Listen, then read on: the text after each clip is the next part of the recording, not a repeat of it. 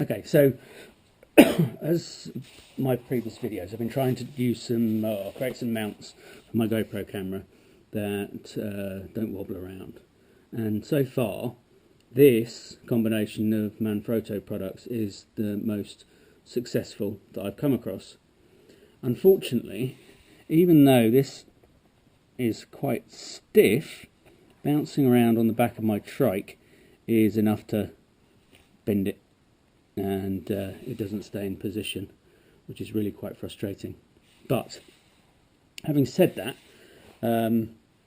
last night I used the Manfrotto Magic Arm everybody's been raving about, and the camera back so you can see that.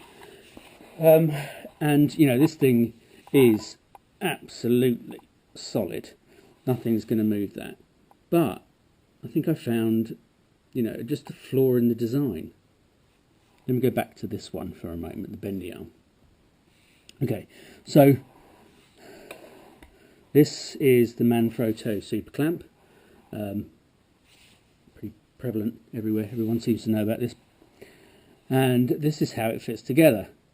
Notice this particularly shaped end here is different to this end here.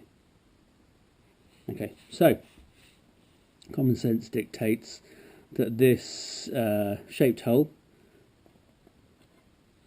didn't get that clearly, perfectly designed hole to go in there. So you push in the button to get it to go all the way in, let go of the button, and without even tightening this screw, there's very little movement. Not enough. That's not going to twist or come out.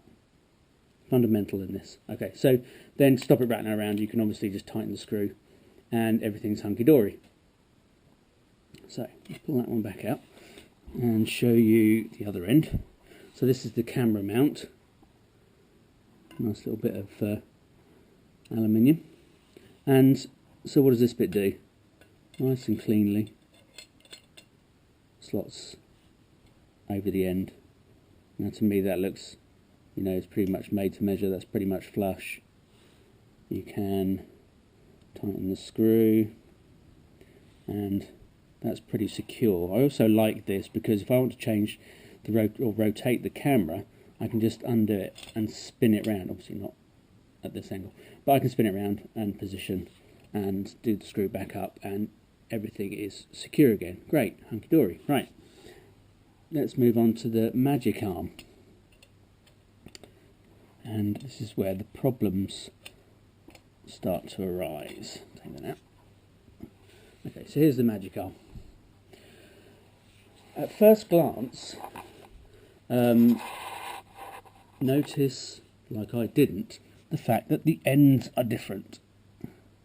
I don't know whether they're built for different jobs or quite what's going on here. Okay, so the Magic Arm has two almost identical connectors. It's a slight flattened edge.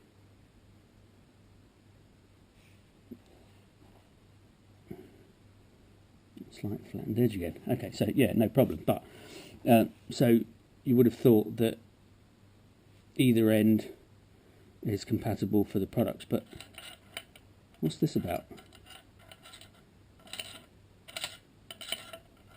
There's no fitting. The only thing that's going to hold this in place is the screw, and that's up and down. So if you want to do something on the fly, you've got to hold it with both hands to make sure that it stays in the correct vertical position you're looking for, whilst you correct for the horizontal position you're going for. So poor on that front to start with.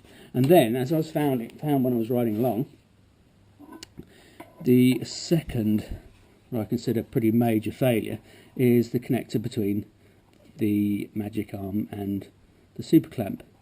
This isn't hexagonal shape, so it just slides in and can rotate all over the place. Okay, you still have to push the button to actually get it to stay in, but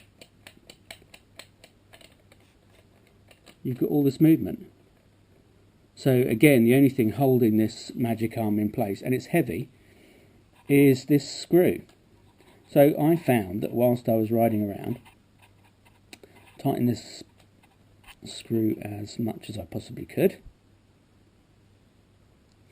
you know, and I thought, yeah, this is great. That's, you know, that's real good connection. Nothing's going to move that. I had this at quite an angle, admittedly, but you know, this is kind of what I bought this and spent a lot of money on this expensive kit for. Had it at quite an angle coming out the side of the bike, as I'll show you in another part of the video. And every half a mile or so, bumping along normal roadways and normal paths, footpaths, cycle paths, whatever, the screw would come undone. So the super clamp would stay in place, but this whole assembly would just spin away. Really annoying. So I'd have to get off the bike, put it back in position and retighten this screw. Now, why doesn't the magic arm come with this, which would stop it spinning? And why the different connectors? I'm going to send Manfrotto a link to this, see if there's something I'm missing. Are there extra connectors? Can you change these ball ends on the magic arm? Are they built for different things? You know, what am I missing? So let me cut this video now. I think I've described it in length, and I'll show you the results of what I was trying to achieve. Okay, cheers.